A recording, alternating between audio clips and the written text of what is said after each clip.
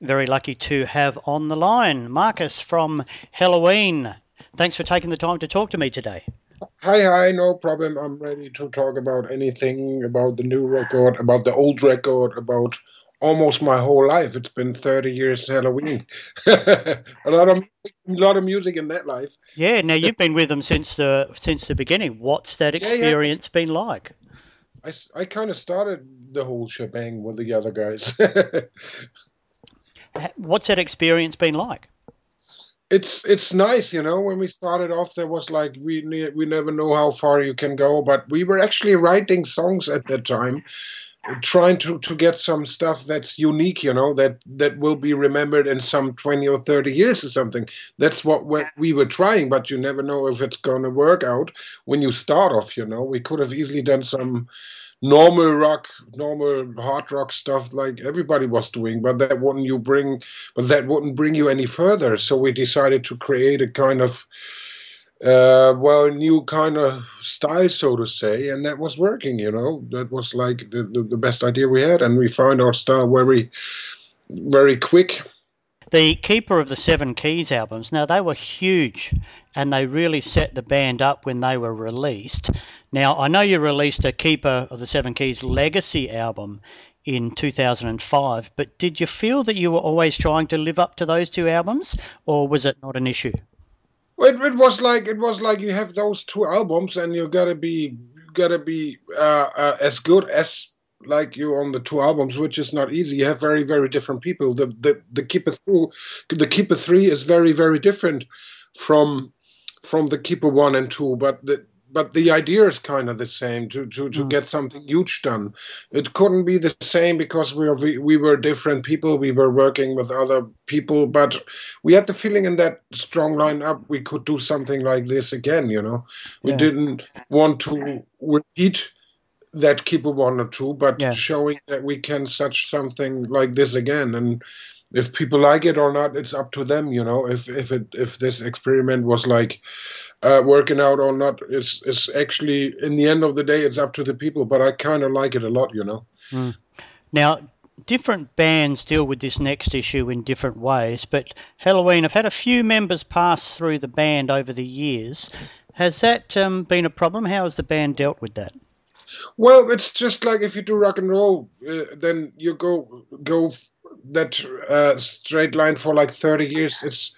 It's of course clear that it's not only party rock and roll and having fun all the time. Mm, There's a lot of that involved too, especially with Halloween. Not taking everything too serious, but of course, you're doing also business, and mm, there's money involved, and there's like different members, and there's like very, very different opinions involved. yeah. Also, a fact is that we had like strong members, and they had their own ideas, of course, Mm, and then all those strong members coming together, having different ideas, making such some big problems because of that. yeah. And you have to make some sad decisions sometimes just to carry on with the band you wanted to be. If you see Halloween in that kind of, if you see Halloween on a different, with different eyes, you have to take care about that. It's not going to be a totally different way. Mm, If you have to push it in the direction you like to, you want to have it. It's your baby. And so mm, therefore you have to make some cruel decisions, and some sad stories been happen in the past, of course. mm. But this is a kind of secret, not a secret, but it's Halloween style to say, okay, we're not going to close our eyes, but we're thinking about these problems. We're trying to find a way, even if it's the best way for Halloween to still be Halloween, still do such things that Halloween will do. Mm.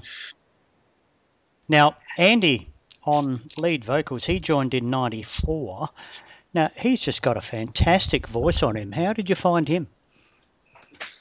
They were hanging around in Hamburg recording some records in the end of the, or in the beginning of the 90s, middle of the 90s. We became friends, hanging around with them, going out in bars, drinking and all that, and we became good friends since ever. And when it came to the point where we needed a new singer, and he was the first idea we had in our mind. Actually, Vicky was connecting him, and then trying to get Helloween together back. He was like our first choice. We were Yeah, always hanging around anyway, when yeah. we were recording in Hamburg. Fantastic. Now, you've had a stable lineup for 10 years now. Now, that Yeah, must certainly make things easier. that makes a lot of things very, very easy because after the longer you're working, the more the unit gets together. It's like when when one is writing a song, giving you that song to create a bass guitar or to have some ideas with it. You actually know what the songwriter wants. You know what everybody knows how to push a song in an Halloween direction. And the longer you work together, the easier it gets because you know what everybody likes to have in the songs. Or everybody sees like the big aim you wanna have. Mm, And that's good. The longer you work together, the stronger the unit gets, I guess. yeah. Now, Helloween as a band have been steadily releasing albums over the years. Now, just ignoring the new record for a second, but looking back, what's been your favourite album that you've done? Oh, I don't know. That's very, very hard to say. There's some albums very, very emotional. Yeah. If they are the best musical wise for me or not, but there's some. Of course, the very, very first album called Halloween. Everything is new. Your dream. You're going a big, big step coming a big, big step closer to your dream, doing music, doing the very first record, having the Mm, very first record contract. Of course, that very first Halloween album is very, very emotional. mm, And then there's like the Keeper One, which showed that you can do when it started getting all that golden records mm, going to America the very first time, being pushed in America to do a tour with being 22 years old or something is such an impressive thing in your life. That is very emotional too. Or when it all went down, and then we did like records like Pink Bubbles, and after that we did some Chameleon album. Then coming back as Halloween with the album called The Masters of the Rings was very, very emotional for me too, because that was the point it got all kind of back to where Halloween actually should belong to. yeah, There's a couple of albums being very, very special in my career so far, in Halloween's career for me personally. yeah, And I kind of like that, kind of proud to even though it was not all fun, but proud of, you know, being able to master kind of master all that situations, yeah. in Okay. some way and still being there. Yeah. Now, your new album, which is called My God Given Right, is due for release in May. Tell us all about this new album. Well, we sat together saying, all right, it's the way Halloween works is such since a couple of records after being on tour we're always make very long tour. We hang around on tour buses, on planes, on airports, on train stations. So we decided if we go home, have a couple of weeks off, then going to some other place where we hook up together again, being away from home. So we said, let's do our individual stuff at home, sending files back and forth with the computers, and then let's see how that works out, and see, voila, this kind of working is very, very good for Halloween, because everybody can write the best songs in their own environments, Yeah. in their own homes, in their own little corners, private corners, and all that. It's just a way of working we created. We tried, and it works out very, very well. Going into the studio, stacking all the instruments. It's just a way, as you can listen to, since a couple of records, is working very, very well.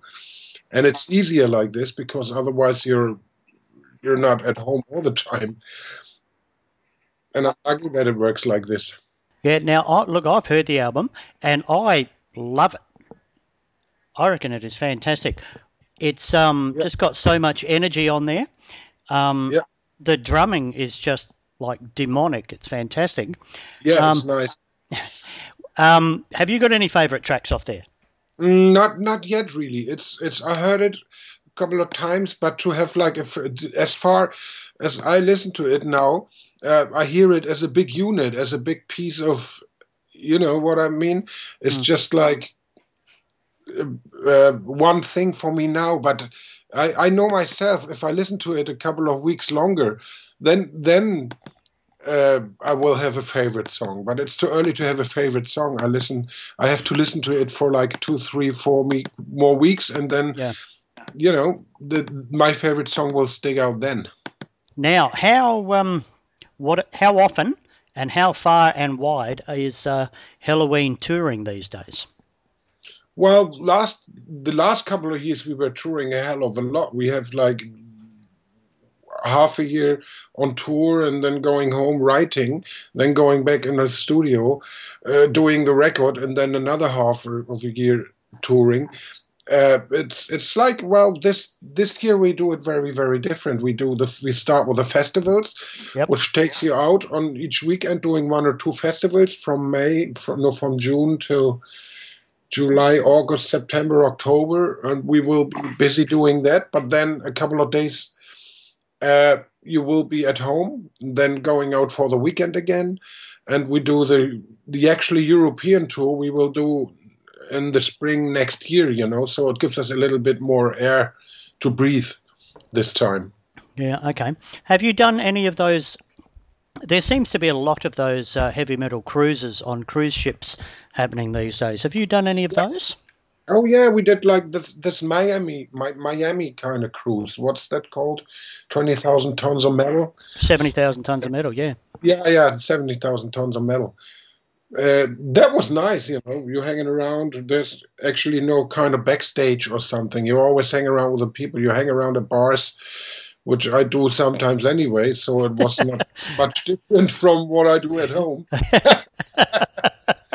And people seem to be very, very calm because they know if you don't get the autograph right now, you have 5 more days to be on to meet you at the bar, get your autograph. So they're not as rushed as they sometimes are when you go to the bus and know you're going to be away for the next 2 years or something. So that makes it all very easy. There's like the bars are open all night. You have like 4 restaurants where you can eat every time you like to. There's sessions. I did some session with Doro Pesh. I did some sessions with members from Metal Church. Metal Church was great there, and some sessions with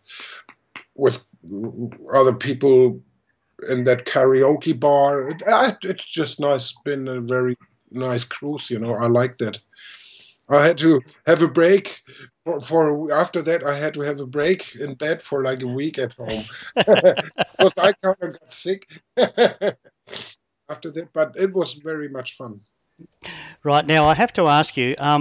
In 2007, 2008, you toured with Gamma Ray. Yeah. Now, what was that experience like? That was nice because we thought, all right, we're going to do that first. And then, but after all kind of bad thoughts and feelings were put away, it's just like, it felt like being on tour with a family, you know. The guys are very nice because you have to hang out together all day long. Every time you go somewhere, you face somebody from the band, and it's having a nice talk, having a nice chat. After the show, having a nice cold one, it's hanging around on both buses. It's just nice. It felt very natural. It felt like the family is kind of completed again. I kind of like that. That's great. Yeah. Right, now, what happens with your tour now? Is there a chance that Helloween will come down to Australia? Yeah, we have talks about when we go. We have one festival in Japan. And that is going to be August or September. I can't really remember. We go over there for just one show. Yeah. And we were talking about after this from Japan. It's not that far to Australia, going down there on that trip, doing 5 or 6 shows, and then going back home to Germany. That would be a good idea, we thought. We have some operas coming in, doing some clubs, and I think this time we're going to take it. Yeah, I think that's a good idea. I think you should definitely do that. Yeah, being there for the very first time, playing in the same clubs like AC/DC started off, Roaster 2 started off, and Jimmy Barnes started off will Yeah. be very, very cool. Yeah, well, just late last year, Accept came down here for the first time and played the club, so that was fantastic. Yeah, Accept is a great band. I saw them live here in Germany. It's just fantastic. Yeah. Really cool. Marcus, absolutely magnificent talking to you today. Can't wait for the release of the new album, My God Given Right, and hopefully we'll see you after you play Japan later on in the year. All right, I hope to come soon, having some nice cold beers with you guys. Play some sweaty rock shows. That makes you very thirsty. Can be very Thanks, Australia, right? thanks for talking to us. All right.